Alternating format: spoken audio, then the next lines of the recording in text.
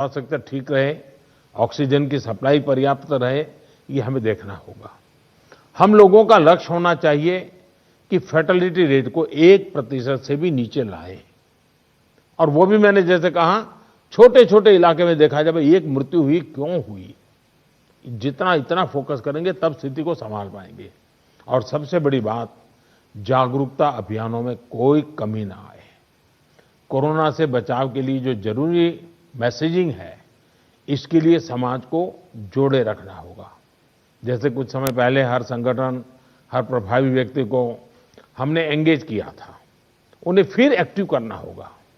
साथियों, आप भली-भांति परिचित हैं कि कोरोना की वैक्सीन को लेकर इंटरनेशनली और नेशनली किस तरह की खबरें आ रही हैं।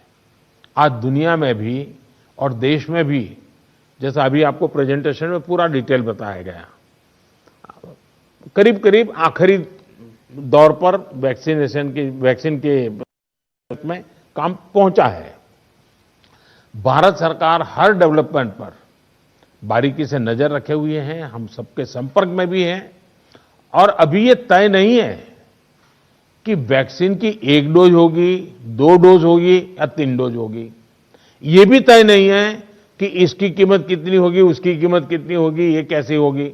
यानी अभी भी इन सारी चीजों के सवालों के जवाब हमारे पास नहीं है, क्योंकि जो इसके वाले हैं, दुनिया में जिस प्रकार की कॉर्पोरेट वर्ल्ड भी है, उनका भी एक कंपटीशन है। दुनिया के देशों के भी अपने अपने डिप्लोमेटिक इंटरेस्ट होते हैं। WHO से भी हमें इंतजार करना पड़ता है। तो हमें ये इन चीजों को वैश्विक संदर्भ में ही आगे बढ़ना पड़ेगा। हम इंडियन डेवलपर्स और मैन्युफैक्चरर के साथ भी, हमारी जो भी टीम काम कर रही है, पूरी तरह संपर्क में है। अलावा ग्लोबल रेगुलेटर्स, अन्य देशों की गवर्नमेंट्स, मल्टीलेटरल इंस्टीट्यूशंस और साथ ही इंटरनेशनल कंपनीज, सभी के साथ जितना संपर्क बढ़े, मैंने रियल टाइम कम्युनिकेशन हो, इसके लिए पूरा प्रयास, एक व्यवस्था बनी हुई है। साथियों, कोरोना के खिलाफ अपनी लड़ाई में हमने शुरुआत से ही एक एक देशवासी का जीवन बचाने को प्राथमिकता दी है। अब वैक्सीन आने के बाद भी हमारी प्राथमिकता यही होगी कि सभी तक कोरोना की वैक्सीन पहुंचे। उसमें तो कोई विवाद हो ही नहीं सकता है। लेकिन कोरोना की वैक्सीन से जुड़े भारत का अभियान अपने हर नागरिक के लिए एक प्रकार से नेशनल कमिटमेंट की तरह है। इतना बड़ा टीकाकरण अभियान स्मूथ हो, सिस्टमैटिक हो और सस्टेन हो, ये लंबा चलने वाला है। इन सभी को, हर सरकार को, हर संगठन को एकजुट होकर के कोऑर्डिनेशन के साथ एक टीम के रूप में काम करना ही पड़ेगा। साथियों, वैक्सीन को लेकर भारत के पास जैसा अनुभव है, वो दुनिया के बड़े-बड़े देशों को भी नहीं है। हमारे लिए जितनी जरूरी है स्पीड है, उतनी ही जरूरी है सेफ्टी भी है। भारत जो भी वैक्सीन अपने नागरिकों को देगा, वो हर वैज्ञानिक कसौटी पर खरी होगी। जहां तक वैक्सीन के डिस्ट्रीब्यूशन की बात है, तो उसकी तैयारी भी आप सभी राज्यों के साथ मिलकर के की जा सके रही है। वैक्सीन प्राथमिकता के आधार पर किसे लगाई जाएगी, ये राज्यों के साथ मिलकर के एक मोटा-मोटा खाका भी आपके सामने रखा है कि भाई अगर इस प्रकार से WHO ने जो कहा है हम चलते हैं तो अच्छा है। लेकिन फिर भी ये निर्णय तो हम सब मिलकर के ही करेंगे। उनके सुझाव का महत्व इसमें बहुत रहेगा, क्योंकि आखिरकार उनको अंदाज है कि उनके राज्य में ये कैसे होगा। हमें कितनी अतिरिक्त कोल्ड स्टोरेज की जरूरत रहेगी, मुझे लगता है कि राज्यों ने इस पर अभी बल देकर के व्यवस्थाएं खड़ी कर देना शुरू कर देना चाहिए। कहाँ-कहाँ संभव हो गए, उसके पैरामीटर्स क्या हो गए, उस पर हमें यहाँ से सूचनाएं तो डिपार्टमेंट को चली गई है, लेकिन इसको अब इम्प्लीमेंट करने के हमने रेडी रखना पड़ेगा। और जरूरत पड़ी तो अतिरिक्त सप्लाई भी सुनिश्चित की जाएगी। और इसका विस्तृत प्लान बहुत जल्द ही राज्य सरकारों के साथ मिलकर के तय कर दिया जाएगा। हमारी राज्यों की और केंद्र की टीम साथ लगातार वो बातचीत कर रहे हैं, काम चल रहा है। केंद्र सरकार ने राज्यों से कुछ समय पहले आग्रह किया था कि स्टेट लेवल पर एक स्टीयरिंग कमेटी और एवं स्टेट और डिस्ट्रिक्ट लेवल पर टास्क फोर्स का, और मैं तो चाहूंगा कि ब्लॉक लेवल तक हम जितना जल्दी ये व्यवस्थाएं खड़ी करेंगे, और किसी न किसी एक व्यक्ति को काम देना पड़ेगा। इन कमिटियों की रेगुलर बैठकें हो, उनकी ट्रेनिंग हो, उनकी मॉनिटरिंग हो, और जो ऑनलाइन ट्रेनिंग होती है वो भी शुरू हो। हमें हमारा रोजमर्रा के काम के साथ कोरोना से लड़ते लड़ते भी इस एक व्यवस्था को भी विकसित तुरंत करना पड़ेगा, ये मेरा आग्रह रहेगा। जो कुछ सवाल आपने कहे हैं, कौन सी वैक्सीन कितनी कीमत में आएगी, ये भी तय नहीं है। मूल भारतीय वैक्सीन अभी दो मैदान में आगे हैं, लेकिन बाहर के साथ मिलकर के हमारे लोग काम कर रहे हैं।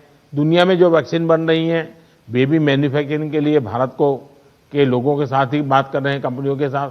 लेकिन इन सारे विषयों में हम जानते हैं कि 20 साल से मान लीजिए कोई दवाई पॉपुलर हुई है, 20 साल से लाखों लोग उसका उपयोग कर रहे हैं, लेकिन कुछ लोगों को उसका रिएक्शन आता है, आज भी आता है, 20 साल के बाद भी आता है।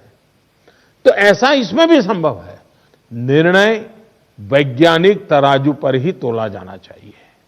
निर्णय उसकी जो अथॉरिटीज हैं, उन अथॉरिटीज के सर्टिफाइड व्यवस्था से ही होनी चाहिए। हम लोग समाज जीवन की चिंता करते हैं, लेकिन हम सब जानते हैं कि हम कोई वैज्ञानिक नहीं है, हम इसकी एक्सपर्टाइज हमारी नहीं है।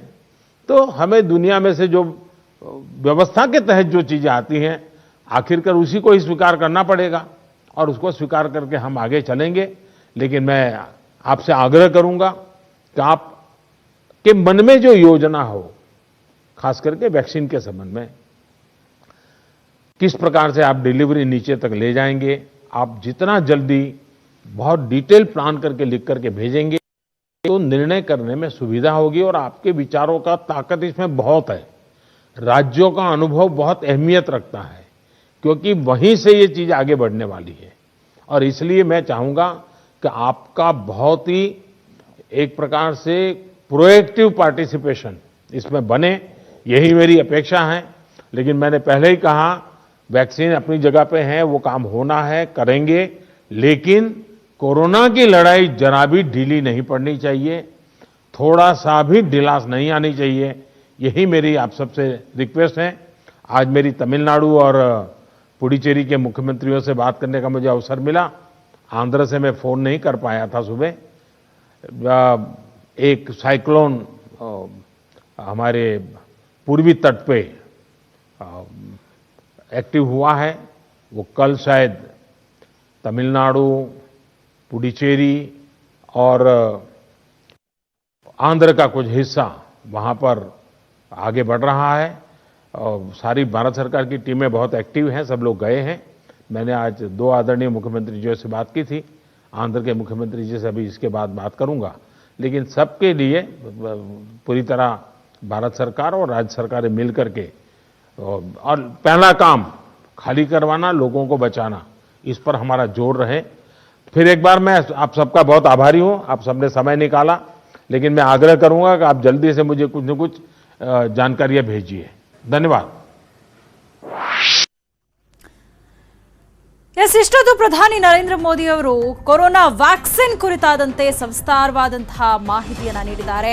ವ್ಯಾಕ್ಸಿನ್ ಯಾವ ರೀತಿಯಾಗಿ ತಯಾರಾಗ್ತಾ ಇದೆ, ಅದರ ಹಂಚಿಕೆಗೆ ಯಾವ ರೀತಿಯಾದಂತಹ ಪೂರ್ವ ತಯಾರಿಗಳನ್ನ ಮಾಡಿಕೊಳ್ಳಲಾಗ್ತಾ ಇದೆ, ಯಾವ ರೀತಿಯಾಗಿ ನಾವು ಮುಂಜಾಗ್ರತೆಯನ್ನ ವಹಿಸಬೇಕು, ವ್ಯಾಕ್ಸಿನ್ ಬರೋವರೆಗೂ ನಾವು ಎಚ್ಚರದಿಂದ ಇರಬೇಕು, ಹೀಗೆ ಸಾಕಷ್ಟು ವಿಚಾರಗಳ ಬಗ್ಗೆ ಅವರು ಮಾತನಾಡಿದ್ದಾರೆ. ಎಲ್ಲ ಸಿಎಂಗಳ ಜೊತೆ ಅವರು ಸಭೆಯನ್ನ ಮಾಡಿದ್ರು. ಸಭೆಯ ನಂತರ ಪ್ರಧಾನಿ ನರೇಂದ್ರ ಮೋದಿ ಅವರು ಮಾತನಾಡಿದ್ರು. ಲಸಿಕೆ ಸಂಗ್ರಹಕ್ಕೆ ಯಾವ ರೀತಿಯಾಗಿ ತಯಾರಿಯನ್ನ ಮಾಡಿಕೊಳ್ಳಲಾಗಿದೆ ಅನ್ನೋದ್ರ ಬಗ್ಗೆ ಮಾಹಿತಿಯನ್ನ ನೀಡಿದ್ದಾರೆ. WHO ನಿಯಮಗಳನ್ನ ಪಾಲಿಸಿ ದೊಡ್ಡದಾದಂತಹ ಒಂದು ಸವಾಲಿದೆ. ಕೊರೋನಾ ನಿಯಂತ್ರಣಕ್ಕೆ ಅಗತ್ಯವಾದಂತಹ ಕ್ರಮವನ್ನ ಕೈಗೊಳ್ಳಬೇಕು ಅಂತ ಕೂಡ ಪ್ರಧಾನಿ ಮೋದಿ ಅವರು ಹೇಳಿದ್ದಾರೆ. ಲಸಿಕೆ ಬರೋವರೆಗೂ ಕೂಡ ನಿರ್ಲಕ್ಷ್ಯವನ್ನ ಮಾಡಬೇಡಿ ಅಂತ ಸಿಎಂಗಳ ಸಭೆಯಲ್ಲಿ ಪ್ರಧಾನಿ ಎಚ್ಚರಿಕೆಯನ್ನ ಕೊಟ್ಟಿದ್ದಾರೆ.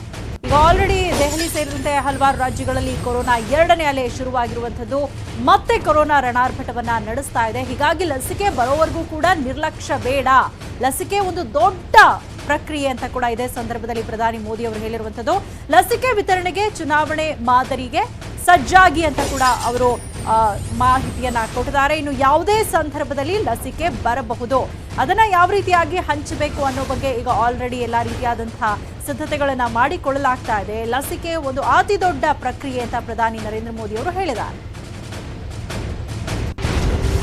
कोरोना संक्रमण से जुड़े जो प्रेजेंटेशन उनमें भी काफी जानकारियां उभर कर आई है. मैं प्रारंभ में कुछ मुख्य की थी जहां स्थिति जरा बिगड़ रही है. जहां तक वैक्सीन का सवाल है, वैक्सीन की स्थिति और डिस्ट्रीब्यूशन को लेकर भी कुछ भी चर्चाएं हुई हैं. एक प्रकार से मीडिया में जो चलता है वो अलग चीज होती है. हमें तो इन चीजों को ऑथेंटिकली ही आगे बढ़ना पड़ेगा, का हिस्सा है.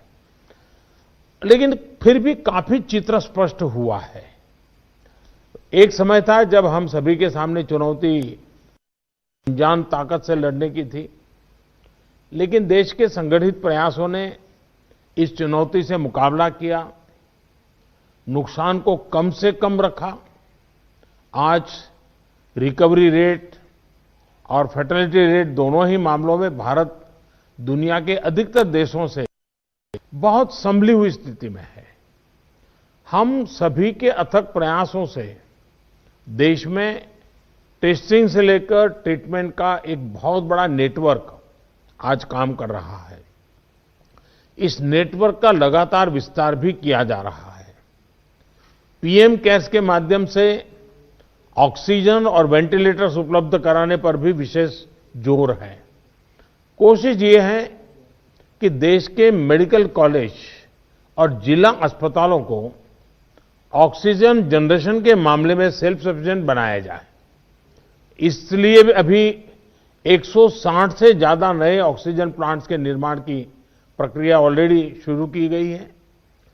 पीएम केयर फंड से देश के अलग अलग अस्पतालों को हजारों नए वेंटिलेटर्स मिलने भी सुनिश्चित हुए हैं.